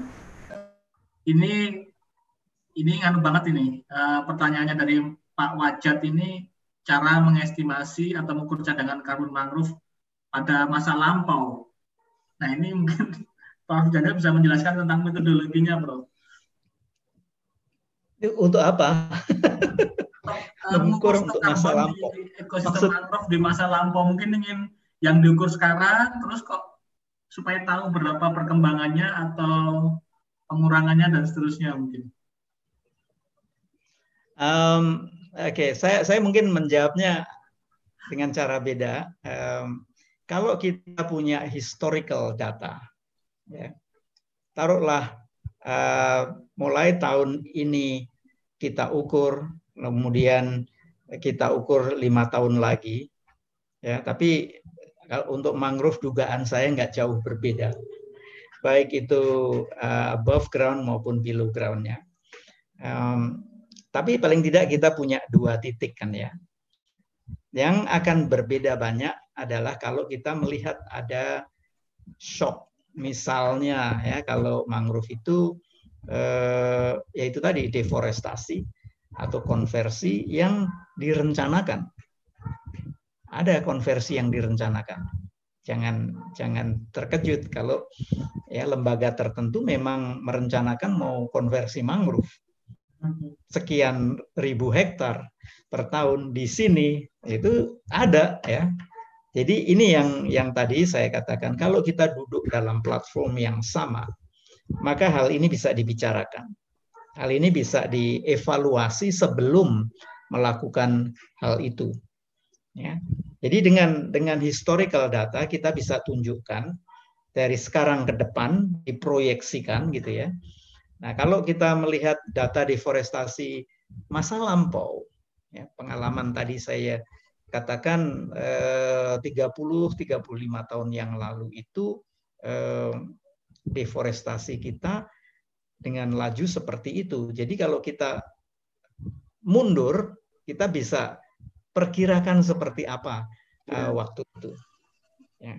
Nah, kalau ukuran kita hari ini dilakukan dengan cara yang baik, yang akurat, robust metodologinya, maka kalau kita mau mundur atau maju itu kemungkinan salah, ya ada salahnya pasti. Kita harus tunjukkan juga gitu ya, confidence level dan sebagainya. Itu bisa ditunjukkan. Salah 10% masih oke ya untuk ekosistem yang begitu sulit. Ya, kalau bisa 5%, 2%. Itu yang diharapkan. Karena itu dalam metodologi tadi saya menceritakan IPCC, ya confidence levelnya itu harus 2%. Kalau bisa 1%. Jadi kalau kita punya nilai emission factor, kalau kita bicara karbon ini ya, atau gas yang lain, itu dengan confidence level yang tinggi, error yang rendah, gitu ya, standar deviasi yang rendah, maka dia layak memiliki tier yang tinggi. Ya, sehingga tadi saya bilang benefit kita bisa diharapkan tinggi dengan angka yang nanti kalau diverifikasi pihak independen itu benar demikian. Ya, karena itu sains penting, apalagi kalau dia sudah dipublikasikan. Tadi saya cerita beberapa publikasi mahasiswa dan postdoc dan kelompok, ya itu harus dipakai untuk meyakinkan evaluator, verifier bahwa ini kita lakukan dengan metodologi yang benar, sudah direview secara internasional, terbit di jurnal dan sebagainya. Baik, Prof. Daniel, ini saya ingin menanyakan karena Prof. Daniel sudah keliling Indonesia terkait dengan mangrove, juga mungkin di beberapa negara lain. Kalau boleh nyebut contoh, Prof, kalau yang di Indonesia sendiri, contoh pengelolaan mangrove yang sudah baik dan bisa menjadi benchmark atau best practice, kira-kira di mana, Prof? Ada atau tidak? Iya, kami bekerja sudah 8 tahun di Indonesia dan di 24 negara yang lain. Kebetulan kami tidak melihat manajemennya. Ya.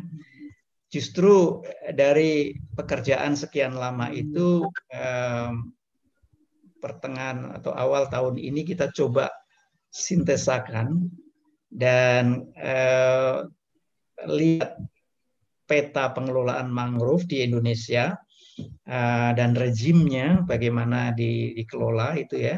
Yang intinya tadi saya coba rangkum sedikit dan tunjukkan ada yang di-protect, ada yang di-restore, ada yang dikonversi gitu ya. Dengan kondisi yang berbeda-beda karena interest kami hanya menggunakan carbon stock sebagai indikator.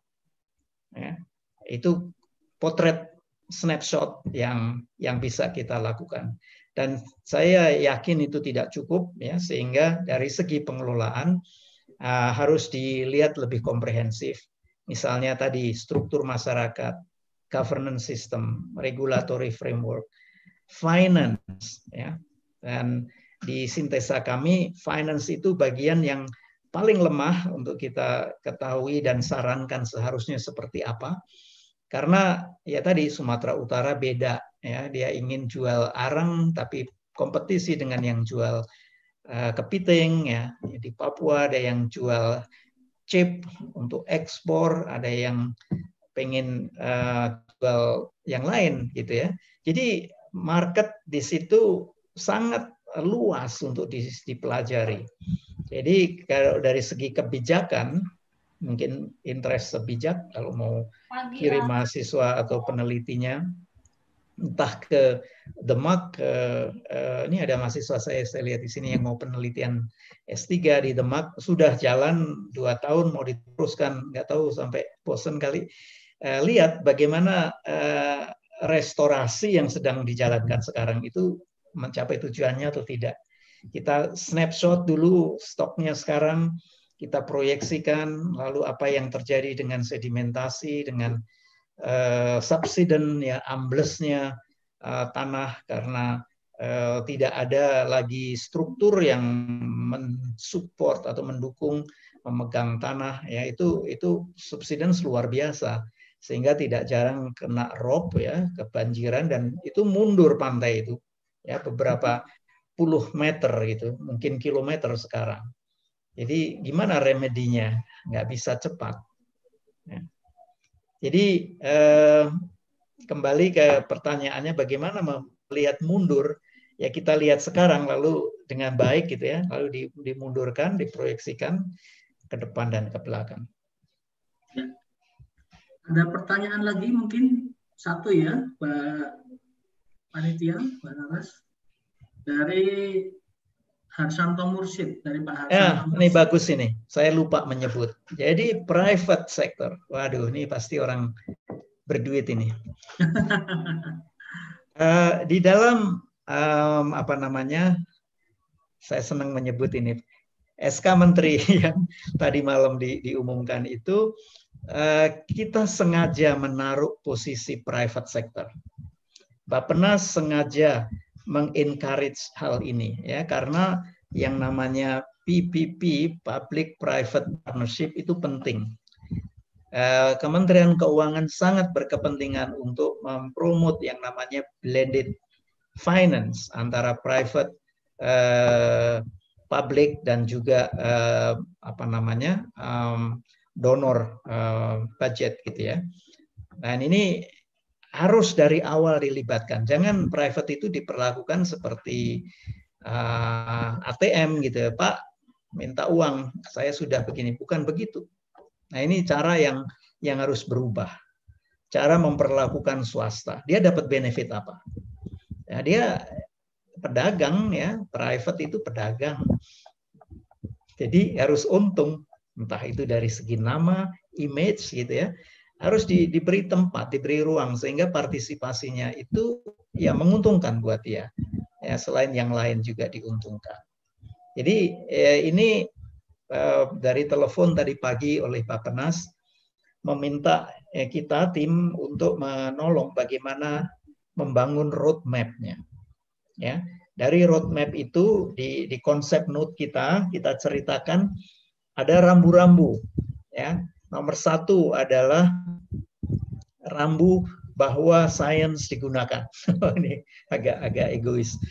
Sains dan policy itu harus dialog, harus ngobrol, duduk bersama.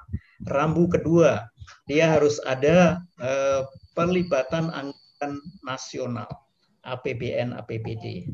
Ya. Lalu rambu ketiga, public private partnership. Ya. Ini jadi rambu, dan karena itu Bappenas ingin bagaimana itu dituangkan dalam satu aturan, dalam satu guideline, ya, sehingga bisa diimplementasikan. Terima kasih diingatkan Pak Mursyid.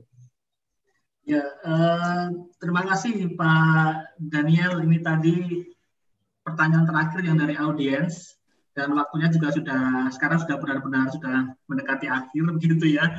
Mungkin pertanyaan terakhir dari saya sebelum nanti saya mencoba menyimpulkan diskusi pada pagi hingga siang hari ini, kembali ke tema utama, Prof, terkait dengan kontribusi mangrove dalam mencapai target nasional, gitu, ya, dalam reduksi emisi. Prof Daniel, optimis atau pesimis atau bagaimana dalam pencapaian NDC ini di tahun 2030 terkait dengan pengelolaan mangrove yang ada saat ini? Dari sektor lahan, jadi saya ingatkan lagi tadi ada beberapa sektor, ya, lahan, energi, waste, kemudian sektor-sektor yang lain, transport.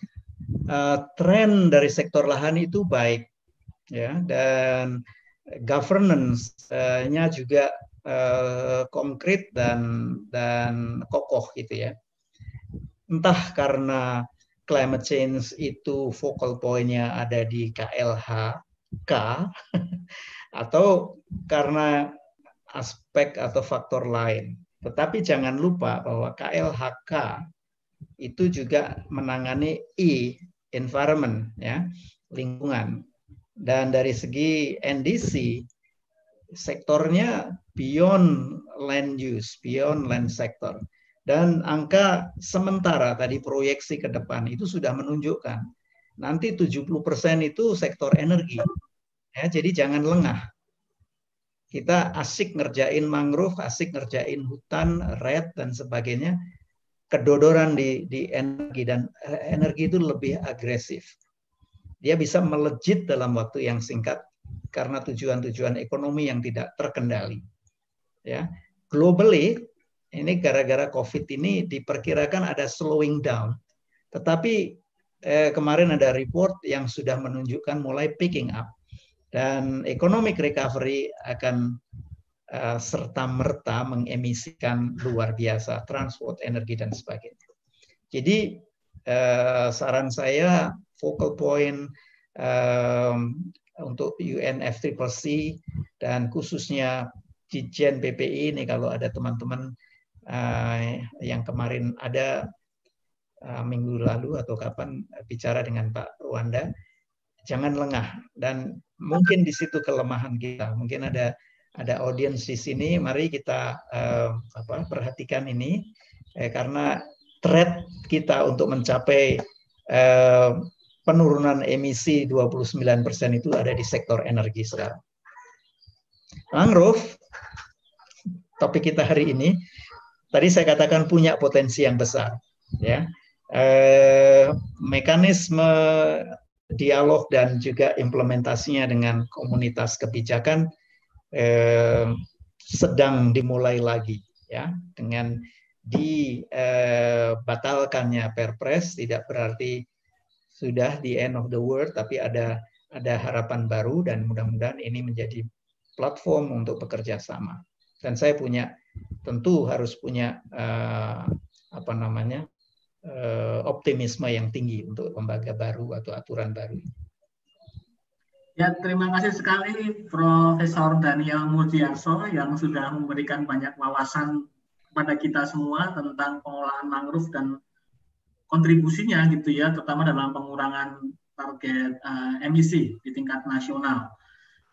Saya mencatat ada beberapa poin, Prof. Daniel, mungkin tidak banyak begitu ya, tetapi saya merasa bahwa mangrove ini memang agak terabaikan dibandingkan pada tipe ekosistem lain dalam strategi pengurangan emisi begitu. Padahal mangrove menyimpan potensi yang sangat besar bahkan dibandingkan pada hutan terestris begitu ya. Tadi disampaikan 4-5 kali lipat serapan karbonnya, dan ternyata ini saya malah baru tahu dari paparannya Prof. Daniel, sebagian besar tersimpan dalam soil karbonnya, bukan pada above ground biomasnya, tapi pada soil karbonnya. Yang di sini perlu ada pemahaman dari pemerintah, bukan semata-mata pada kampanye menanam-nanam saja, tapi juga memahami bahwa perlu ada sinergitas gitu ya antar pihak gitu ya, terutama public engagement-nya. Dan saya mencatat private dan non-government ini perannya sangat besar dalam pengolahan ekosistem mangrove, yang itu perlu digali. Science and policy tidak bisa dipisahkan. Kebijakan itu muncul harus berbasis dengan sains, dan Prof. Daniel salah satu peneliti yang tekun sekali. Saya sangat salut, luar biasa, karena kadang capek Prof kalau akademisi ngawal kebijakan gitu, sering membuat frustasi gitu ya. Tapi di sini Prof. Daniel membuktikan bahwa kebijakan yang baik itu dilandasi oleh hasil riset yang juga secara metodologis itu proven, robust, teruji di dunia internasional gitu ya, scientific. Prof. Daniel, terima kasih sekali lagi atas waktunya, dan saya mewakili para pemirsa yang ada di rumah begitu ya, di Zoom maupun di YouTube, tentu sangat gembira sekali Prof. Daniel bisa membagi ilmunya, dan perlu kami sampaikan bahwa saya kira sebijak masih nanti akan menyampaikan mengenai rencana seri-seri diskusi berikutnya, langsung disampaikan saja oleh panitia. Sebagai moderator, saya mengucapkan mohon maaf apabila ada kesalahan dalam sebagai mengawal kegiatan diskusi pada pagi hari ini, dan semoga semuanya sehat selalu. Saya akhiri. Wassalamualaikum warahmatullahi wabarakatuh. Waktu saya kembalikan kepada Mas Dito sebagai MC. Baik, terima kasih Pak Hiro. Saya ucapkan terima kasih kepada Prof. Daniel atas paparan yang sangat inspiratif dan insightful ya. Kita banyak belajar sekarang, ternyata mangrove ini potensinya sangat besar gitu. Dan terima kasih juga kepada Pak Hiro yang sudah memandu diskusi kita hari ini, sehingga semakin elaborate, semakin banyak ilmu yang bisa kita dapatkan. Dan itu ternyata visinya sebenarnya senada dengan sebijak Good Science for Good Policy gitu ya. Kita ingin tahu diseminasi sains yang sudah disampaikan oleh Prof. Daniel ini nanti semoga para peserta, termasuk nanti kan ada juga yang dari beragam institusi, bisa link antara sains dan polisinya. Jadi science policy interface-nya itu nyambung gitu. Harapannya sebijak seperti itu. Nah, sebelum kita benar-benar tutup acaranya, ada beberapa pengumuman yang ingin saya sampaikan juga. Jadi pertama untuk link registrasi, link presensi bisa diakses, tadi masih ada di chat, silakan diakses ke sana. Kemudian saya juga saya ucapkan lagi terima kasih kepada Prof. Daniel, Pak Hiro, Prof. Ahmad Maryudi, serta partner-partner sebijak. Jadi sebijak ini kita sedang ada beberapa studi juga, jadi kita dengan GIZ, dengan MFP, dan juga ini bersama YKAN atau TNC dan juga UNDP gitu. Jadi kita terima kasih kepada partner-partner sebijak, sehingga nanti kedepannya kita akan ada juga lecture series selanjutnya. Nah, lecture series selanjutnya kita biasanya mengagendakan seminggu sekali. Jadi di minggu depan masih terkait tematik NDC. Nanti silakan juga dilihat di sosial media kita gitu ya. Kita sosial medianya menyasarnya generasi yang muda sampai yang tua. Jadi kita punya dari yang Facebook yang biasanya identik sama generasi yang cukup old gitu, tapi juga termasuk yang generasi yang muda. Kita ada Instagram, jadi di Instagram ada sebijak_UGM, di Facebook dan YouTube untuk akses video-videonya Sebijak Institute, jadi bisa silakan dicari gitu ya. Untuk terakhir sebelum kita berpisah, kita ingin ada sedikit foto session secara daring ini Pak. Jadi mumpung ada Prof. Daniel, ini suatu kehormatan sekali sebijak bisa mendatangkan Prof. Daniel berserta dimoderator Pak Hiro gitu. Panitia monggo silakan disiapkan untuk foto, bisa kita hitung ya. Udah siap belum ya? Sudah, silakan Mas Dito. Oke. Mari pose dihidupkan dulu video-videonya. Saya hitung. Nah, ini udah nyala. 1, 2, 3. Sekali lagi ya. Senyum. 1, 2, 3. Oke, udah dapat? Oke, ya. Udah, Mas. Oke. Baik, sepertinya itu semua yang bisa saya sampaikan. Sampai jumpa lagi di lecture seri selanjutnya. Terima kasih atas partisipasi peserta, terima kasih atas kerjasama dengan panitia-panitia juga, terutama kepada narasumber dan moderator. Kurang lebihnya mohon maaf, saya ucapkan terima kasih, sampai jumpa. Assalamualaikum warahmatullahi wabarakatuh. Waalaikumsalam warahmatullahi wabarakatuh. Terima kasih sekali Prof. Terima kasih Prof. Daniel, Pak Hero, Mas Dito, Prof. Maryudi. Semoga sehat selalu Prof. Terima kasih, sama-sama. Sehat-sehat semua. Take care. Saya live ya. Iya, Prof. Prof. Siang. Iya.